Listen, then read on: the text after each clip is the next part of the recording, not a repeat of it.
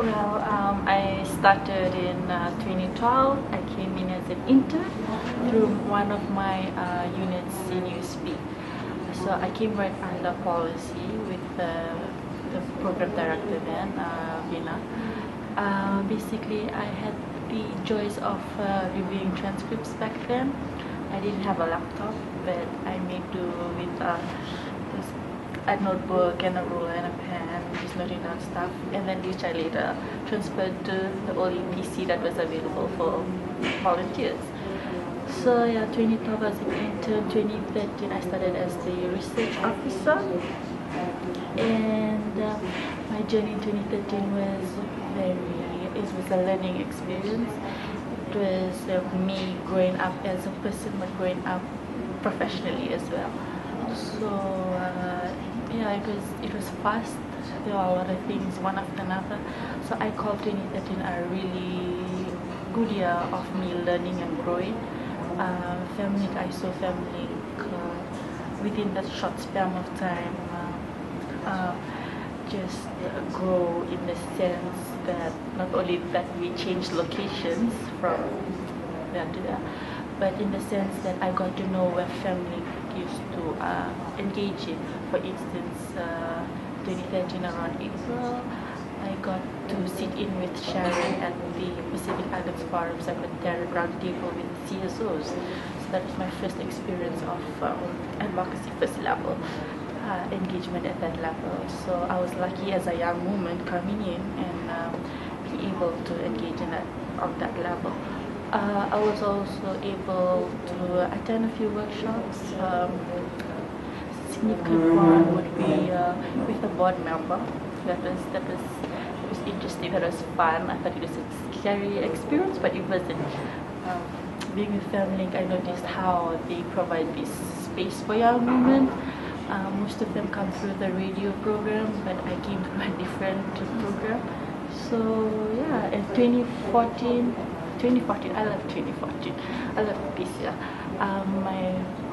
My best experience this year, well, is the Women's Human Security First campaign. It was my first campaign, I guess, that saw me being involved from the start. The baselines, I saw a lot of other things happen from there on. There was videos produced, there was like what FemLINK does, various media initiatives. That's when I started coming to play, how we as a team thought creatively and just produce all of those outputs. So yeah, and also this year I got to attend the Young Women's Forum, which is fun. I got to network more. I guess as a young person, just the recent training was also exciting for me. Change from my normal policy work. Also got to travel this year. I went to Bangkok. That is another step up from that regional space I experienced in 2013 to the BPA review in Bangkok. So I got to see firsthand how member states function at the UN level. So my experience so far in FemLINK is one that has empowered me, given me I don't know, not revive, but brought the feminist in me out. It made me understand society more, gave me that critical mind. And yeah, 2014 I also got to get on the radio with Who Makes the News, part of a media monitoring project. That's also in line with the global media monitoring project. So yeah, I've seen an increase in advocacy work at all levels. I've seen an increase in advocacy work from the rural conveners, how they've engaged with local government. I've seen a significant increase in who picks up our work through social media, especially. How many more people have liked our page on Facebook, for instance? How many more people share our videos? I have seen a change in more young women coming in, how those shift on, and how more enthusiastic young women come in, how I've seen a change in a lot of things, I guess.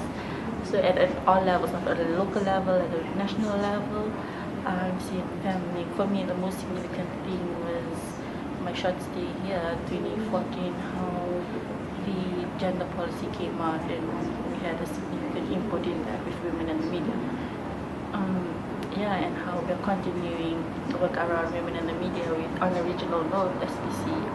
They recently asked us to give a status on that. So most significant change, I can't pick on one. There's like so many things going on all at once.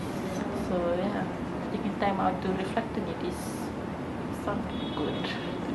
As a person internally, it's me realizing that I'm a young woman leader.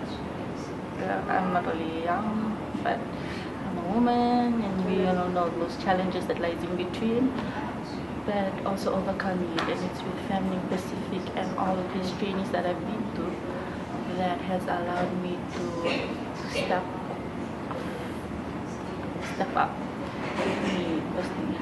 And externally, some of my challenges, of course, resources will always be a challenge. But then that's always overcome, somehow make it through. I have to at times use my own personal laptop to get work done, but it's for the love of the job. It's the only things that I can say. In 2015, as we all know, FemTALK 89 in Fem is increasing its transmission. So I see young women taking the lead on running the radio station. And just yesterday, it made me realize that I'll be seeing Sulu, maybe radio manager, or Sean, some Francis, for instance. All these young women that came out of the Generation Next project, those current young women broadcasters, producers who will be key drivers in running the station. And for me, that's really empowering for them as young women at that age and taking on such a huge responsibility. Then it'll fall back on us to remind them, and also give them that space that they're leaders, and they're young leaders, and not only they're leaders, but they're producers, young broadcasters and producers. So that's what I envisage in 2015. Young women taking the lead. Of course, and at the advocacy level, I'm seeing us engage more with identifying more entry points and of course, as Parliament is gonna be set up soon. I see more women coming in, more dialogue, I guess, at the local level that will feed into Parliament. I see